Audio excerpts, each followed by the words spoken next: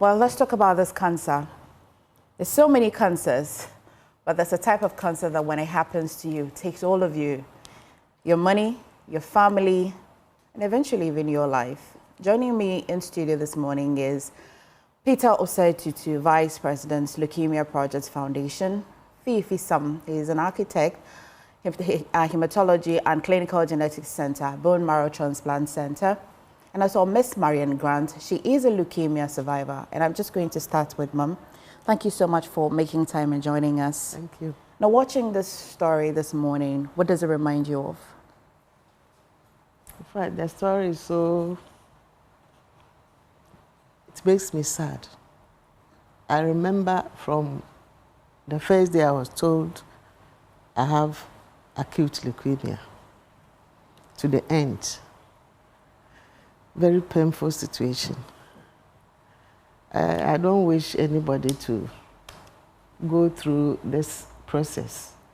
As the lady was crying and narrating her story, very painful. Even she didn't feel the pain that the son went through, but you can feel as you watch that the woman also suffered. It's a very painful sickness. How long did it take for you to get a clear-cut diagnosis? Mine was very short. I had just ended with my husband's funeral. Within 2-3 weeks, I fell sick. I went to the hospital. I didn't waste time. But then when I went, they said I should do some tests. So I did the test, and they said my white cells were many. So I was very weak. I couldn't eat, drink. So the doctor, I went to police hospital. So the doctor there started with the treatment, gave me some blood. I had blood transfusion. Then after another test, he said I should be referred to Kolebu. So I was taken to Kolebu. So within 1 month, Dr. Beya has done a good job. So I was referred to Kolebu, and then they also took over. Well, thank you once again for at least joining us in studio and sharing your story with us. But I'm just going to come to you, gentlemen. And Fifi, I know that this your mother sitting right by you. Yes. Yeah, you didn't have to tell me. Almost a chip of the old block. But I'll come to you, Fifi. But let me come to Peter. Peter, tell me, I would love to ask what leukemia is, but I'd rather go to what the gap is and what triggered this project for you. Well, thank you very much for the question. As you saw from the documentary, there's quite a lot of gaps in the sense that not every aspect of treatment is actually able to be done in the country. And hence the reason why we thought it's prudent for us to set up this genetic center, where basically some of the things that are not being done in Ghana could be done here. So that families like the lady we just saw would not have to travel outside the country and be by themselves, and also be evicted from hotels and stuff like that. Because once it's actually done here, you have family around you. You know how the culture is with us Ghanaians, and where basically everybody's issue becomes another person's issue. So these are the problems that we're trying to basically elevate. If you look at from the beginning, the diagnosis to when you're lucky to remission, when you're unlucky, you lose your breath, you die. On the chain, where is the real gap? In Ghana, basically, what can we do and what can we not do? Well, I mean, there are different aspects, as Mrs. Grant would basically, Ms. Grant would let you, when it becomes very critical, there are a lot of ways that we can actually suppress the disease. But like I said, we don't have every single amenity here to basically help with that. Even to basically prolong the lifeline of that person, even if there's no hope, is also another problem that we have here. So bone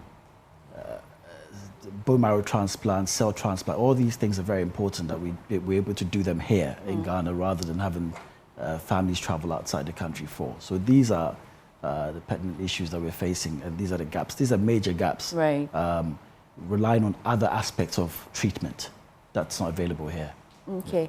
For the project, most importantly, that's on the floor or that's in the floor, is to get a bone marrow transplant center. At least if you get to that point, you can get it done here in Ghana. Before I get to the architect, how difficult or challenging has it been? It's been very challenging because raising funds to basically do some of these things in Ghana is very difficult. I know corporate bodies have their own projects that they're undertaking. That's where they put their monies every year. We've been very lucky to been able to raise some monies from corporate bodies, just like Stanbic, EcoBank, and other people throughout the years that we've been around. But there's a drive, there's an importance for us to basically move the drive and get Ghanaians more involved. I think cancer before wasn't a very big thing in Ghana. People didn't really know about it. And people are now finding out that these are silent killers as well. And one of the things we're doing is basically putting ourselves out there and making sure people, like what Joy is doing with us, get to understand what sort of disease we're dealing with and how important it is to basically help to put something up that's going to basically help people to alleviate their problems. Yes. Okay.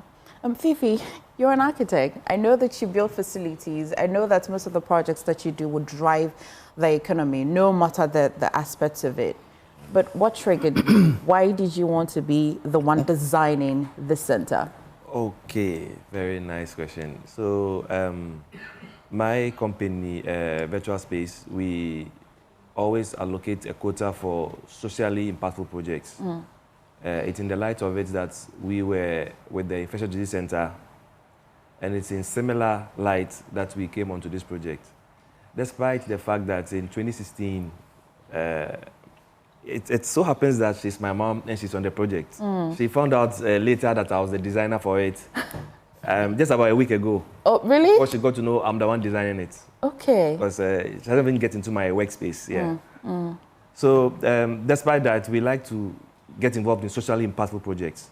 We as architects, sometimes we might be seen as expensive, so there are projects on which we just do and make sure we have our daily bread, and then after a while too, we look for these socially impactful projects so we can also contribute our quota to society.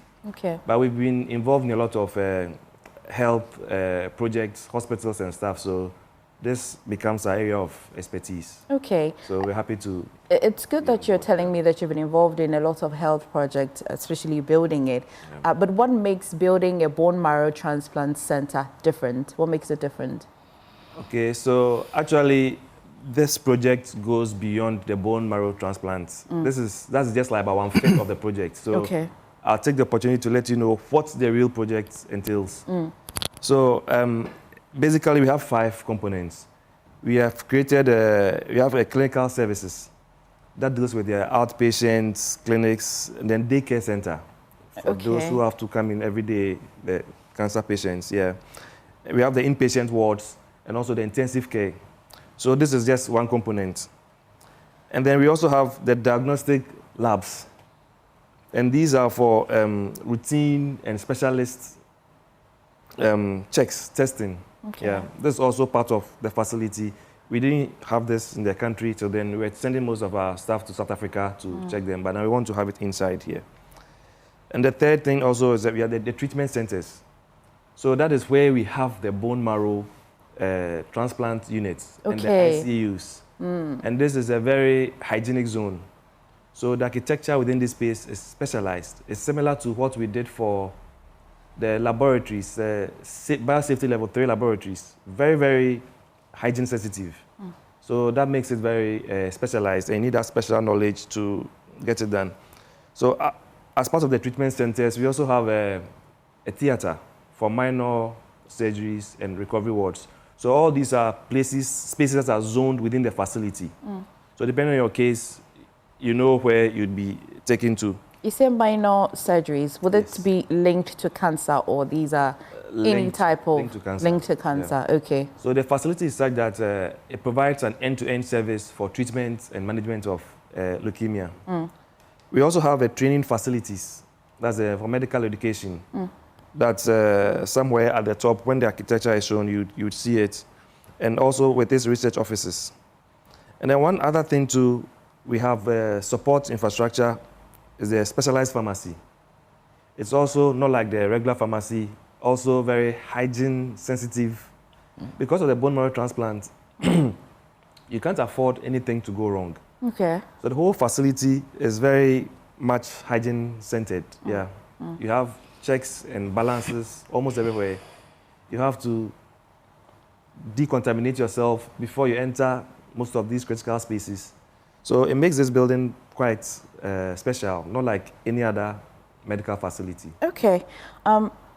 Peter, when I come to you, I'm just going to go on Zoom. A lot of people are watching us and asking, what is leukemia? What type of blood cancer is this? We'll get some of the education from a specialist hematologist. But when I come to you, in simple terms, this facility would mean that from beginning to the end, won't have to transport anybody abroad. That's correct. And if we have this facility, what will change, particularly when I come to you? But let's go on Zoom. And Doc, thank you for joining us. We're joined by Dr. Emmanuel Kisiedu Antiri. He is specialist hematologist and founder of the Blood Cancer Foundation. Thank you so much for joining us this morning. Doc, tell me, what exactly is leukemia and how common is it in Ghana? If you can hear me, Doc, kindly unmute. Yeah, thank can you hear me now? Yes, thank you so much. Thank you very much. I'm Dr. Emmanuel Kisiedu Antiri, and as you said, I'm a hematologist at the Cape Coast Teaching Hospital. And good morning to everyone. Good morning to our viewers. Hematology is a kind of specialty that has been there for a long time, but it's just that a lot of people don't know much about it. So to go straight to the question, leukemia is a type of blood cancer that is characterized by an increase in the number of white cells in the blood. So what happens is that when you take the bone marrow makes about 3 types of cells. It makes the white cells, it makes the red cells, it makes the platelets. The red cells are cells that are supposed to carry oxygen from the lungs to various parts of the body. And then we also have the white cells, which are like soldiers. So if you have an infection, if you have any foreign material in the body, it's the white cells that deals with them. And then we also have the platelets, which are cells that are supposed to prevent you from bleeding. So if you have a cut now, what makes you bleed a little bit and then it stops after some point is the platelets. So leukemia is a cancer that starts from the bone marrow, and it affects all these 3 cells that I've talked to you about. So it can start from the red cells, it can start from the white cells, it can start from the platelets. But typically, it's associated with the white cells, but it may affect the red cells and the platelets. And it causes it to increase in number. So the problem here is that the numbers has increased, but they are cancerous. They have stopped maturing. So if a child is supposed to start going from nursery to GSS, the child gets repeated. So the child remains maybe in KG. The child doesn't mature to GSS. So that's how leukemia is. The cells are just stuck at a point in time and they fail to mature. And it increases in number, it increases in the bone marrow, and then they'll infiltrate various parts of the body. And this results in the typical features that you see: the bleeding, the headaches, the bruising, the getting tired easily. All these things are because of an increase in the number of white cells. Doc, does genetics play any role in this at all? Genetic does play a role. Leukemia is typically not inherited. So it's not like my dad had a leukemia and for that reason I am supposed to get a leukemia. There are certain genes that may predispose us to developing leukemias, but it doesn't mean that once you have those genes, you will develop a leukemia. So genetics has a role to play, but it does not directly transfer the disease to the offspring. So it's like I have a gene that makes me liable to get a disease, but there are other factors. So maybe you get exposed to some viruses, you get radiated, like certain things will add up to trigger that gene that makes you like a candidate to develop it. So it's not that once my parents had it, they bring 2 genes, it combines, and then I develop a leukemia. There's nothing like that. Okay. I mean, you are a hematologist. I like to think that you have seen these cases a lot. Is it quite common in Ghana?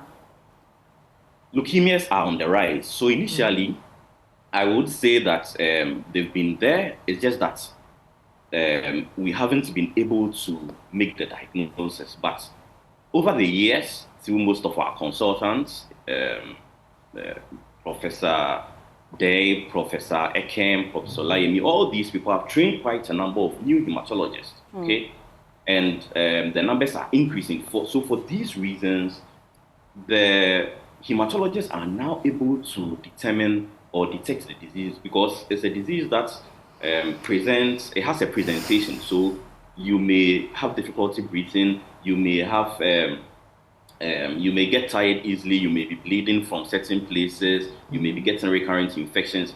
A lot of other diseases can present this way. But you need a hematologist to look at the full blood count carefully.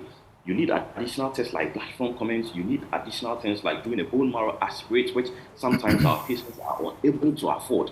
So for these reasons, even though the hematologists are making the diagnosis and the numbers are increasing, I feel they've been there for long. It's just that the diagnoses are not being made because there are difficulties when it comes to the patient spending money to do the test or even getting treatment.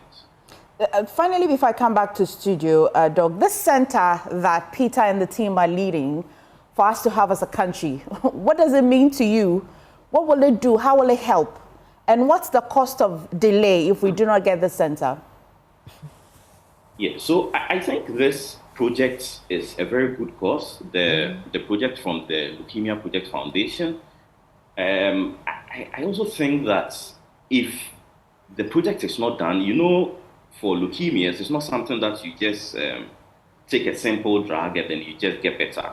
The treatment is it's like a long-term treatment. Some people do well on just drugs. Some people too start the drugs and then definitely do need something called a bone marrow aspirate, and then later on a bone marrow transplant. And then some people also will straightforward need a bone marrow transplant. So it's like a disease that's if you don't get these things done, is to live or to die. So I think that putting this in place, especially considering Ghana and then the sub-Saharan Africa, where we rarely find bone marrow transplant facilities available. I think the closest, maybe, especially to the south, maybe South Africa and then fewer in the north. But generally around Ghana, we really don't have these centers. And sometimes, even to get started cheaper cost, we have to go to India or certain places.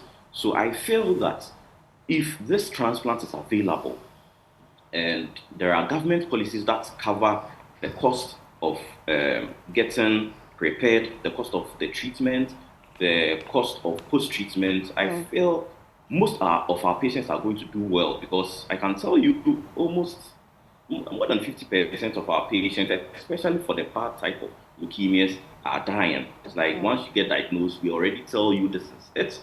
If you don't get a transplant, this may be the end.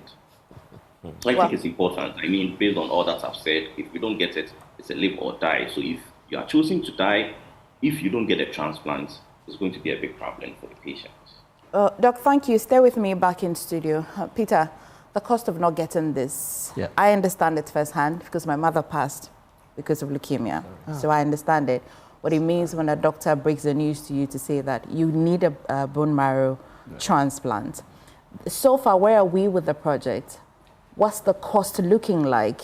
What is the cost of underfunding, and if we don't make progress? Right, so the whole project with equipments for the center would cost us about $11 million, which is about 170 million Ghana cedis. 77 million Ghana cedis. We're hoping to break ground for the project sometime in February. Okay. Notwithstanding that, it's very important that we're able to also raise enough money to basically complete it within the 2 years period that we're anticipating. And there's a need for corporate bodies and individuals as well to basically try to help us raise enough money to basically complete it. Because you might think that maybe your family member hasn't had it before, so it's not very important for you. But you never know. And so it's very important that we get most people involved. I mean, it's always good to be involved in something. You donate, the project is done, you go past it, and you say, I was part of this. Yes. Even if it's a city that you put in, you've also contributed to saving a life. So it's very important that we're able to raise enough money to basically complete this in the shortest possible time, because as Doc said, it's a very critical disease, and it's very important that we're able to basically help people. How do people understand it when you engage people, corporate bodies, individuals, and try to get them to want to help this project? Do you think they understand it? I think and now, what triggered you personally to want to go into this project? My brother died of leukemia. My elder brother died of leukemia, so I know firsthand how important it is to basically get this thing off the ground so that we can save more people. Okay. You know, okay. It's very, very important for us. To see if those who have experienced it have a different passion. Fifi is here. He sees his mother. Yeah. You've lost your brother. Somebody's lost a mother, their child. We have just seen in that documentary. Those who have not experienced it and can even at least afford a CD or a note, how best can we rope them in? What do you think we can tell them? What do you think we can say to them? I think it's important what Joy FM is doing. These are some of the things that we need to do to basically get people's understanding of what the disease is. People don't really understand the word cancer, and that's where the problem starts from. If we make it our personal goal to make people aware of how dangerous the disease is, we'll be able to get somewhere. So what Joy FM is doing with the foundation is very important, and we're hoping more people join in the act to move it so that people can understand what the disease is about and how important it is to have this. I mean, one of the things that Doc said, which is very important, is that this will be one of the first in sub-Saharan Africa once it's put up. Right. So it's not just helping Ghanaians, it's helping people on the subcontinent as well, basically to be able to also not have to travel all over, you know. And you and I can attest, when you don't have family around when you're sick, you don't even get better. No. Yeah. Once you have loved ones around you, you sort of sprouts, you know, you basically want to live for them. And so it's important we have this here so that people don't have to go alone, like the lady we just saw, so they can stay with their families and get some sort of help as well. Because it's emotionally draining. It is. And if you're by yourself and you don't have anybody with you, you lose hope. Fifi, so Peter puts a projected number of years and has put a figure to it. You're the architect.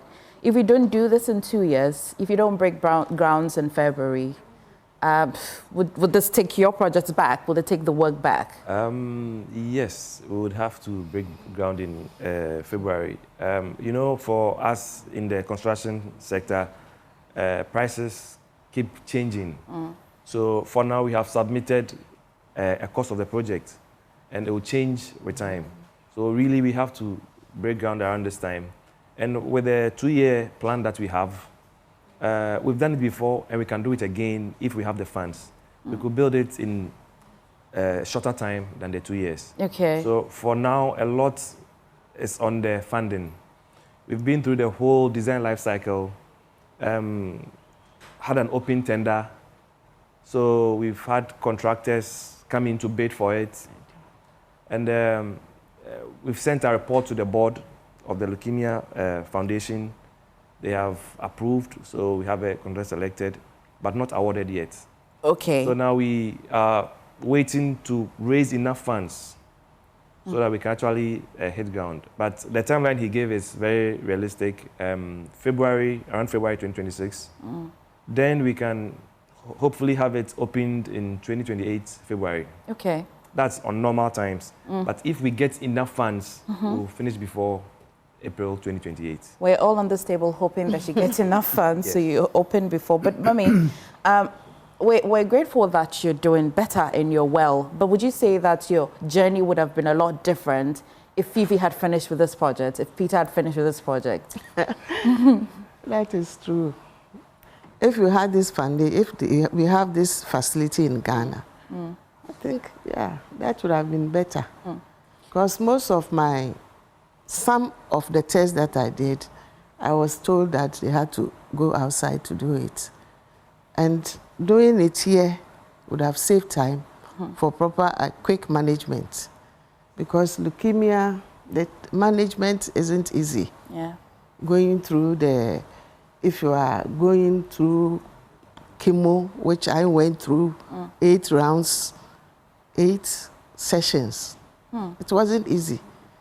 One session is 8 days. You break for 8 days. You come back 8 times.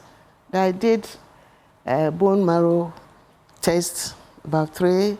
As for blood, uncountable. So if you have this facility here, it will reduce the costs for parents. Fifi, did it scare you when Yes, actually, I was going to add to that. During that time, I realized that if we had this facility, it would have saved a lot of time. And then leukemia treatment, too, I realized there's a time component. When you have a certain diagnosis, you need to act within a certain time frame. But I think in her case, most of her lab samples had to be taken to South Africa. So if we had this facility here, it would have been real time. And the doctors would have responded quicker than they did. Right. Yeah. Let me go. Okay, Please, can I? Yes. Yes. Even with that, the doctors at Kolebu did a yeoman's job. They decided maybe on my behalf. Okay. They told me of the 2 ways of treating leukemia. That's the bone marrow transplant and then the chemotherapy. But they saw that the way I was moving, they have to start the chemo. So Okay. immediately, Professor Day and some other doctor, Dr. Tete, some names are forgotten. They took the decision. Yes. Is a household name at the hematology department. Yes. But, Dr. Kisiedu, if you're still with me, the diagnosis, the turnaround time, I tell you what, the most emotional part is that bone marrow aspirate. When it is done, they say it takes about 2 weeks. That's even you can call somebody who knows somebody who knows somebody. Yeah. And so this facility, even before the treatment, the diagnosis, if we have this facility, how quick can we get diagnosis at least? And currently, maybe paint a picture for me. Currently, how long does it take for you to diagnose? I think the diagnosis is based on facility. And you know, Kolebu Teaching Hospital is a very huge hospital. And the number of patients that come in are many. So they typically have fixed dates where they have to do the bone marrow aspirate. So it's typically like Tuesdays and Thursdays. So it's all dependent on the numbers. And even though it's 2 weeks, sometimes in Kolebu Teaching Hospital, if certain diagnoses need to be made quickly, they do a peripheral film and the bone marrow staining is done quickly. So if we have the numbers and then we also have the facilities, bone marrow aspirate typically can be obtained within 24 hours per my experience. So I'll give you a good example. In Cape Coast Teaching Hospital, our numbers may not be many, but we try our best, especially some come from Takwa, some come from as far as Kaswa, some come from Igeni. They come from all over because central region is connected to the western region and then a bit in Accra. And sometimes I look at them and I'm like, why do they have to go and come back next week? So because I can be able to do it quickly, we get it done, and then by evening, let's say by 5 p.m., 6 p.m., we have a diagnosis, we tell them about it, and then they go. So it can actually be done within hours. It's just that it's about the numbers and the number of people who have to come together to get it done. So if we have a facility and we have the numbers, we should be able to make a diagnosis within hours. It's not too complicated. Doc, my final question to you before I let you go and come back in studio to wrap up the conversation is, if we have the facility, what's the survival rate like? So for the leukemias, I think Fifi mentioned that there's a time frame. It depends on the type of cancer. We have acute leukemias and the chronic ones. The acute ones occurs rapidly, especially for the child. His was an acute lymphoblastic leukemia. Once it occurs, it moves rapidly, and then within days and then some weeks, it kills the person. But we have the chronic ones, which takes a very long time before the effects are felt. So for the acute ones, I would say that if you don't do anything about them as soon as possible, it's 100% like death. I mean, the death rate to 100%. Survival is very poor you don't treat it. But for chronic, you may be able to manage it for some years. Okay, thank you so much, Doc. This is just a conversation that's just started. We have a facility to build, and every now and then we shall be coming back to you because we've got to remind people how important this is. Looking back, Peter, you'd say that if this facility was in Ghana, your brother would have survived? I think so. Yes. Every day you wake up in the morning, this amount, does it scare you? It is a scary amount, but I think we can do it. It's something that we can surmount if most people come on board. Like I said, it doesn't matter how much you put in, 1 city, 2 cities, we should be able to get there. Okay. How can we donate? How can we help? How can we be part of this project? I can put out the, we've got bank accounts and Momo and the rest for us. So I'll put them out, and then as much as possible, if Ghanaians can actually help with that as well. So we have a Stanbic bank account, the Leukemia Foundation city accounts, the number is 904000 4356815. That's a CD account. Okay. And we have a dollar account as well, 904000 4299889. We also have an EcoBank account with the number 1441000 144545. And our Momo accounts are as follows. MTN 054 501 3437. And we also have a Telecel account number, Telecel cash, which is 0200695209. Okay. Of course, and on your screen, we have all the details that you need to be part of this very important project. Unfortunately, my time is up already, but we shall pick up this conversation. Thank you. And then we can make some progress with this project. Right. Fifi, thank you. Mommy, stay well. And Peter, keep up the good work. Thank you. Yeah. Doc, thank you as well. We were joined by Dr. Emmanuel Kisiedu Antiri, specialist hematologist, founder, Blood Cancer Foundation. Peter Osei-Tutu is Vice President, Leukemia Project Foundation, and Fifi Sam, he is an architect for the Hematology and Clinical Genetics Center, Bone Marrow Transplant Center. We're also joined by Miss Marianne Grant. She is a leukemia survivor, and the best part of it is Fifi's mother. I'm MFA Kosiadeti, and I did this with the Hunter Pele. Please, wherever you see that documentary, wherever you see that flyer, donate to save a life.